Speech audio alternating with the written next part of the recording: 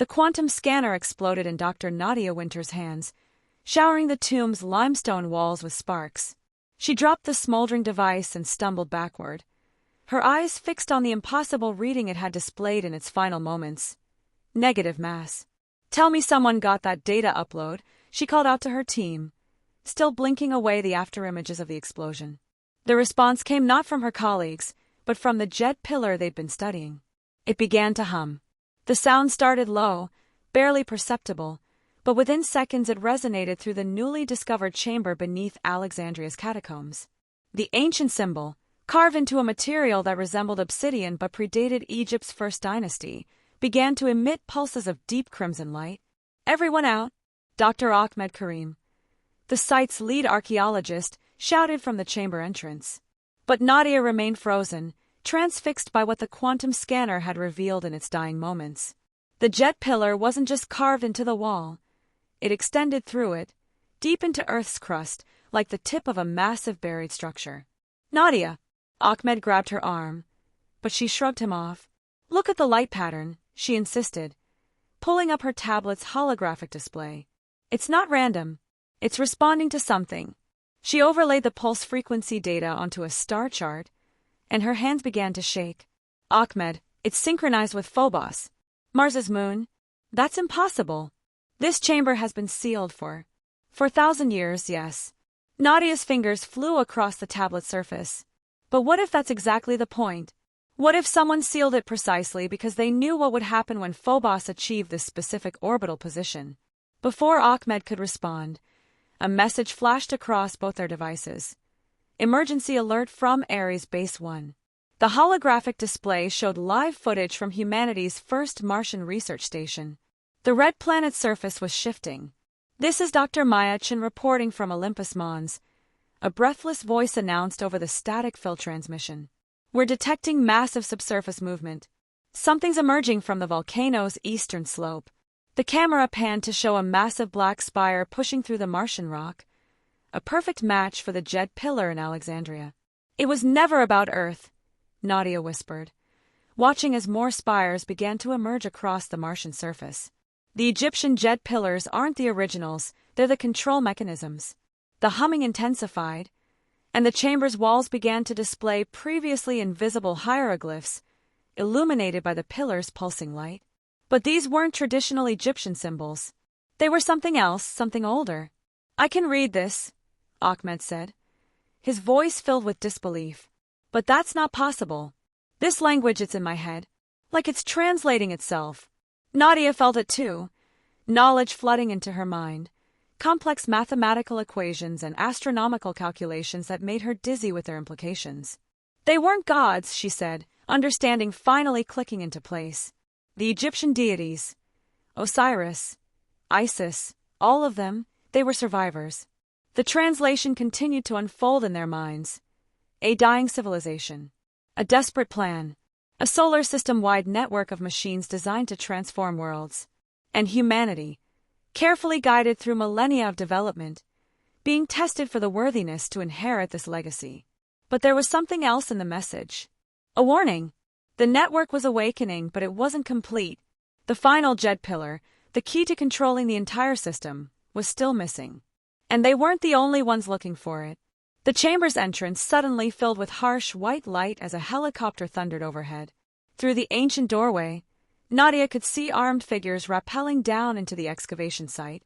"Classification level Omega," a mechanized voice announced through military-grade speakers. "This site is now under the jurisdiction of the Global Defense Initiative. All personnel are to surrender their devices and submit to memory suppression procedures." Ahmed grabbed Nadia's tablet, quickly initiating an emergency data burst to their secure server. "Run," he said, pressing a small object into her hand, a pendant in the shape of a Djed Pillar taken from one of the chamber's niches. "Find Dr. Chen on Mars. The countdown has started, and if they get control of the network first." He never finished the sentence. A flash of blue light filled the chamber, and Ahmed crumpled to the ground. Nadia bolted for the emergency shaft they discovered during the excavation, the pendant burning cold against her palm. As she climbed, the humming from the chamber changed pitch, transforming into a signal that pulsed across two worlds. The race for the Last Djed Pillar had begun, and with it, a battle for humanity's future that had been orchestrated since before the first stone was laid in Giza. In the red dust of Mars, the ancient machines continued to rise, awakening after eons of sleep. They had been waiting for this moment, this precise alignment. Now everything depended on who would find the final key, and what they would choose to do with the power to reshape worlds. Dr. Maya Chen's boots crunched across the rust-colored regolith as she approached the newest emergent site. Behind her, the massive form of Olympus Mons cast long shadows in the pale Martian sunrise. This was the seventh spire to break through the surface in the past 12 hours, and unlike the others, this one was active. "Base, are you getting this?" She spoke into her suit's comm, adjusting the sensitivity of her quantum field detector. The instrument's display showed energy readings that defied conventional physics. "The spire is processing the atmosphere." Through her helmet's heads-up display, she watched as invisible currents of Martian air were pulled into microscopic apertures along the obsidian structure surface. What emerged was different, heavier, richer in oxygen and nitrogen. "Copy that, Dr. Chen," came the response from Dr. Kenzo Yamamoto, Ares Base 1 senior atmospheric scientist. "Our orbital sensors are detecting localized atmospheric changes in a 2-kilometer radius around each active spire." The air composition, he paused. "It's becoming more Earth-like." Maya approached the base of a spire, where complex geometric patterns had begun to appear, glowing with the same crimson light they'd observed in the Alexandria footage. But these weren't just decorative. As she watched, the patterns shifted and rearranged themselves, performing what she could only describe as computational sequences. "They're not just terraforming machines," she realized, the truth suddenly crystallizing in her mind. "They're a biological compiler." Her tablet chimed with an incoming priority message. The sender ID made her heart skip. Dr. Nadia Winters. The same archaeologist who had witnessed the Alexandria activation was somehow managing to transmit despite the Global Defense Initiative's communications blackout. "Maya, if you're receiving this, don't respond." Nadia's voice came through, tight with urgency. "The networks aren't secure. What you're seeing on Mars, it's only the first stage. The Djed Pillars aren't just changing the atmosphere. They're following a genetic blueprint hidden in their code. Check the soil composition around the spires." Maya knelt, scooping a sample of the transformed Martian soil into her suit's analysis chamber. The results made her gasp. The regolith was teeming with microscopic structures, organic precursors that hadn't existed hours ago. "They're seeding the planet," she whispered. "Not just with air and water, but with the building blocks of life itself." A low rumble shook the ground, and Maya turned to see another spire beginning its emergence half a kilometer away. But this one was different. As it rose from the Martian crust, it brought something with it, a chamber, its walls made of the same otherworldly black material. "All units, fall back to base." The order crackled through her comm, but Maya was already moving toward the chamber. She had seen the footage from Alexandria, read the reports of what happened before the GDI lockdown. She knew she had only moments before the military units stationed at Ares Base arrived. The chamber's entrance irised open as she approached, responding to something. The pendant she wore beneath her suit, perhaps? It was a family heirloom, passed down through generations, its origin unknown. But now it pulsed with that same crimson light. Inside, the chamber walls came alive with moving symbols, just as they had in Alexandria. But here, exposed to the Martian atmosphere they were meant to transform, they showed more. Maya saw diagrams of DNA structures unlike anything in Earth's biosphere, blueprints for organisms designed to thrive in the transformed environment. And something else, images of the beings who had created all this. "Oh my God," she breathed, staring at the recordings playing across the chamber's walls. "They looked like us." Her suit's sensors detected approaching vehicles. The GDI units would be here within minutes. But she couldn't tear herself away from what the chamber was revealing. The creators of this system hadn't just been planning to terraform Mars. They had been preparing it for their return. The final images showed a stellar map with Earth and Mars prominently marked. But there were other markers pointing to distant star systems. More facilities. More worlds prepared over millions of years. And at the center of it all, a countdown, synchronized to the awakening of the Djed Pillars. Maya's pendant grew warm against her chest as new data flooded her suit systems. The genetic codes, the atmospheric formulas, the activation sequences, everything downloaded in a burst of information. But with it came a choice. The network was offering her control of the spire, showing her how to direct its transformation protocols. The approaching vehicles were close enough now that she could hear their engines. She had to decide: follow protocol and surrender to the GDI, or trust in technology left behind by beings who had shaped human civilization from its beginning. Her finger hovered over the activation sequence, just as the first GDI shuttle crested the ridge. The entire network of spires seemed to pulse in anticipation, waiting for a decision that would affect not just Mars, but humanity's place in a much larger plan. Behind her helmet's faceplate, Maya smiled. She had spent her life studying the stars, dreaming of humanity's future among them. Now she understood. That dream had been planted in her genes thousands of generations ago, a legacy waiting to be claimed. She pressed the sequence, and Mars began to change. The crimson light from Maya's spire shot skyward, piercing the thin Martian atmosphere like a laser. For one breathless moment, nothing happened. Then every active Djed pillar across the planet's surface responded in kind, creating a web of interconnected energy that pulsed in perfect synchronization. Dr. Chen, the GDI commander's voice boomed across the plateau. Step away from the control interface immediately. A dozen armed figures in environment suits were advancing, weapons raised. But Maya couldn't move, transfixed by what her suit's sensors were telling her. The atmospheric transformation had accelerated beyond all projected models. Around each spire, bubbles of breathable air were expanding exponentially, merging into larger zones of habitability. More importantly, the soil itself was changing. "Base, are you seeing this?" She broadcast on all frequencies, knowing that whatever happened next, this needed to be documented. The organic precursors are reacting to the energy field. They're evolving in real time. Through her helmet's magnification, she watched as microscopic structures in the soil began to combine and multiply.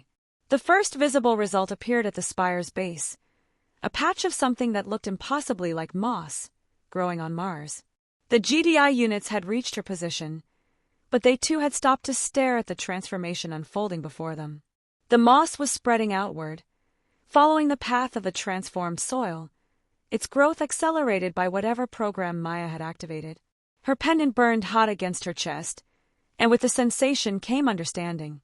The spires weren't just executing a predetermined program, they were adapting, responding to Mars's current conditions rather than whatever had existed when they were first installed.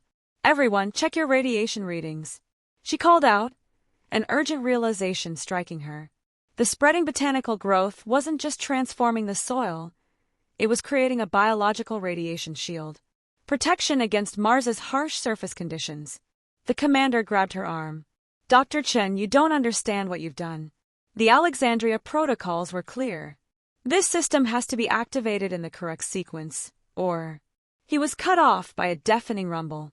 The ground beneath their feet began to shake, and in the distance, something massive was rising from Valles Marineris, Mars's greatest canyon. Maya's pendant projected a holographic display, showing her what the distant object was: a seed vault. One of thousands buried across the planet, waiting for the right conditions to activate. But according to the warning flashing across her HUD, this wasn't supposed to happen yet. Not without the final Djed Pillar's stabilizing influence. "Get everyone back to base," she shouted at the commander. "The genetic sequences are deploying too quickly. Without the complete network online, the system's safety protocols are compromised." As if to emphasize her point, the moss beneath their feet had begun to mutate, its structure becoming more complex with each passing minute. The atmospheric bubbles around the spires were now visible to the naked eye, shimmering domes of breathable air expanding across the Martian surface. Her tablet lit up with an incoming transmission, cutting through the GDI's communication blocks. Nadia's voice was desperate. "Maya, whatever you do, don't let them shut it down. I'm en route with the key component, but the system has to remain active. If it stops now, the backlash will." Static cut off the rest of the message, but a new alert from her pendant made Maya's blood run cold. The accelerated evolution wasn't confined to the plants. The genetic templates stored in the seed vaults included everything needed for a complete biosphere. including dormant spores of more complex organisms. Look. One of the GDI soldiers pointed toward the horizon. The dust storms that had been approaching suddenly changed color, taking on a greenish tint. The spores were spreading through the upper atmosphere, writing Mars's global wind patterns. Maya's suit computer chimed with an urgent analysis. The transformation had passed its critical threshold. Even if they shut down the spires now, enough genetic material had been released to continue the process. Mars would transform, but without the stabilizing influence of the complete network, there was no way to control what it would transform into. The commander received an alert from orbit. We've got multiple impacts detected across the northern hemisphere. Something's falling from Phobos. Maya checked her pendant's data. Seeds, she whispered. The moon's been waiting all this time, storing the final stage of the process. But without proper sequencing, she looked up at the commander. We need to find Nadia. Now. Another rumble shook the ground, stronger this time. In the distance, the first seed vault had fully emerged, its ancient doors beginning to cycle open. Whatever was stored inside had waited millions of years for this moment, and now it was waking up, ready or not, into a world transforming in ways its creators had never intended. The race wasn't just for the Last Djed Pillar anymore. It was a race against Mars itself, as an entire planet's worth of engineered evolution spun rapidly out of control.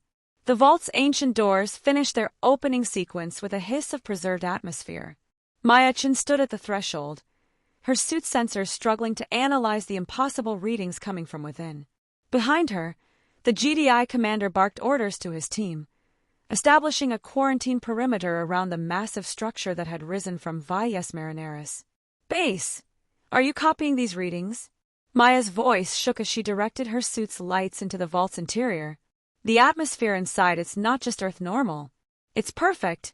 The vault's main chamber stretched before her, its black walls lined with thousands of crystalline pods, each pulsing with the same crimson light as the Djed Pillars.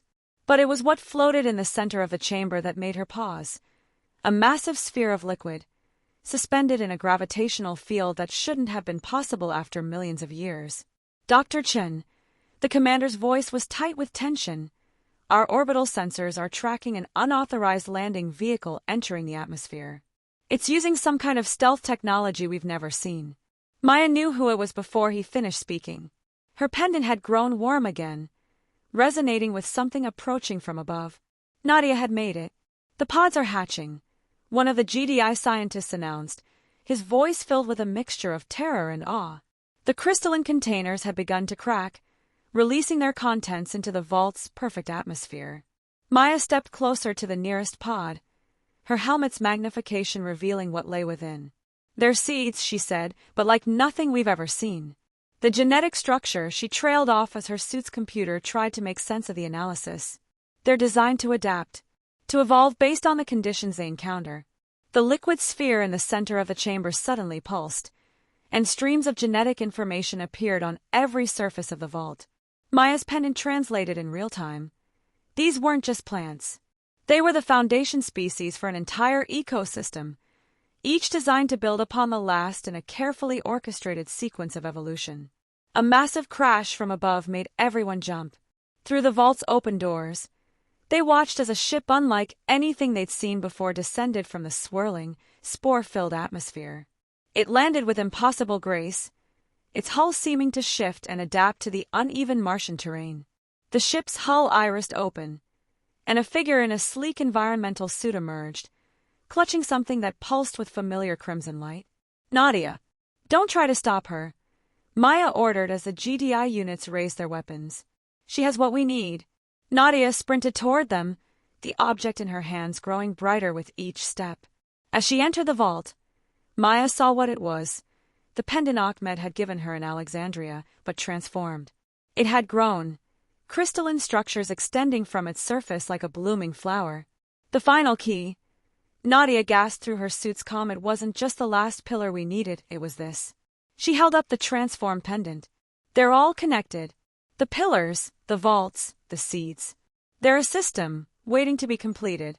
But before she could explain further, the liquid sphere in the center of the chamber reacted to her presence. It split into thousands of smaller droplets, each one seeking out a different hatching seed pod. The genetic information displayed on the walls shifted, becoming more complex, more urgent. It's not just plant life, Nadia said, reading the data through her own suit systems. These vaults, they're carrying backup copies of the original builder's entire biosphere. Including, she paused, staring at a sequence that made her heart race. Including themselves. The pods were opening faster now, releasing spores and seeds into the vault's protected atmosphere. But in the deepest part of the chamber, larger pods had begun to pulse with a different rhythm. Maya's pendant and Nadia's key resonated in harmony, their crimson light building to a crescendo. The genetic displays on the walls merged into a single message. A warning, a promise, and a choice. They didn't just leave us their technology. Nadia realized, finally understanding the full scope of what they discovered. They left us their legacy. The pillars, the transformation of Mars, it was all preparation. They wanted to make sure we were ready before. A deep tone reverberated through the vault, and the larger pods began their opening sequence. The next phase had begun, ready or not. Whatever lay within those ancient containers would soon awake into a rapidly transforming world, their genetic heritage preserved through millions of years of patient waiting. The question was no longer whether humanity could control the transformation of Mars. It was whether they were truly prepared for the return of those who had shaped their own evolution since before the first cities rose in the Nile Valley. Maya and Nadia stood side by side, their resonating artifacts now forming a complex interference pattern with the vault systems. They had moments to decide. Attempt to stabilize the current process with the final key, or let the complete sequence play out as its creators had intended. Behind them, the GDI commander received new orders through his tactical network. Above them, Phobos continued to seed the Martian atmosphere with genetic potential. And deep within the vault, the first of the legacy pods completed its opening sequence. The legacy pod surface became transparent, revealing its occupant. Maya and Nadia stood transfixed, their artifacts pulsing in synchronization with the chamber's rhythms. Inside, suspended in a crystalline matrix, was a being both startlingly familiar and fundamentally alien. It's like looking into a mirror that shows what we might become, Maya whispered. The figure appeared humanoid, but with subtle differences that spoke of millions of years of deliberate evolution. Its silvery skin seemed to shimmer with embedded crystalline structures, and its enlarged cranium suggested cognitive capabilities far beyond current human potential. The GDI commander's voice crackled through their comms. We have new orders. The Chinese and European space forces have detected the transformation. They're launching everything they have. We have less than 40 minutes before this becomes a potential conflict zone. Nadia held up the final key, which had begun to reshape itself again, extending crystalline tendrils toward the vault's central systems. We don't have 40 minutes. Look. The genetic information streaming across the walls had changed, showing a rapid acceleration in the surface transformation. The moss-like growth had evolved into more complex forms, creating vast networks of oxygen-producing vegetation that spread across the Martian plains. The spores released from Phobos had taken root, sprouting into crystalline structures that resembled Earth's trees, but served a far more complex purpose. They're not just plants, Maya realized, reading the data through her pendant. They're processing nodes. The entire biosphere is going to be a biological computer, with the Djed Pillars acting as control points. The being in the pod opened its eyes. They were met with not just consciousness, but immediate understanding. The artifacts they carried connected their minds to the awakened entity's thoughts, translating concepts that human language had no words for. You have proven worthy. The thought echoed in their minds. But you have also proven independent. This is good. We did not seek to create servants, but equals. Through their connected artifacts, Maya and Nadia saw the truth. Earth had been a testing ground, a place where the potential for humanity's evolution could be nurtured. The Egyptian civilization hadn't just been taught to build pyramids, they had been taught to think in ways that would prepare their descendants for this moment. The transformation, Nadia spoke aloud, understanding flowing through her. It's not just for Mars. It's for us. Yes, the being communicated. Your species stands at a crossroads. You have developed technology but also wisdom. You have learned to question, to choose, to defy expectations. Now you must choose again. The vault systems highlighted 3 possible configurations for the final key's integration. The first would stabilize Mars's current transformation, creating a habitable world but limiting the scope of change to preserve humanity's current form. The second would initiate the builders' original plan, transforming both Mars and humanity according to their ancient design. The third was something new, a possibility that hadn't existed until this moment. Their offering us partnership, Maya breathed, understanding the third option. A synthesis of their knowledge and our potential, not their path or our path, but something new. Through their artifacts, they saw the possibilities, a future where humanity evolved not according to an ancient plan or current limitations, but through informed choice. The transformed Mars would become not just a second home, but a laboratory for conscious evolution, with the awakened builders acting not as rulers or gods, but as guides. The GDI commander's voice broke through again, multiple objects entering Mars' orbit. We're out of time. The being in the pod smiled, a gesture too human to be coincidence. Time is relative, it communicated, but choice is absolute. You must decide. Nadia looked at Maya, then at their resonating artifacts, and finally at the third configuration glowing in the vault's display. We choose our own path, she said firmly, but we welcome your guidance. She lifted the key, and Maya raised her pendant. As the artifacts merged with the vault systems, the genetic information surged through the network of Djed pillars. Across Mars, the transformation shifted, incorporating the new pattern they had chosen. The approaching ships would find not a conflict zone, but an invitation, a world being reborn through the combined legacy of two civilizations. The being stepped from its pod, its crystalline skin refracting the crimson light.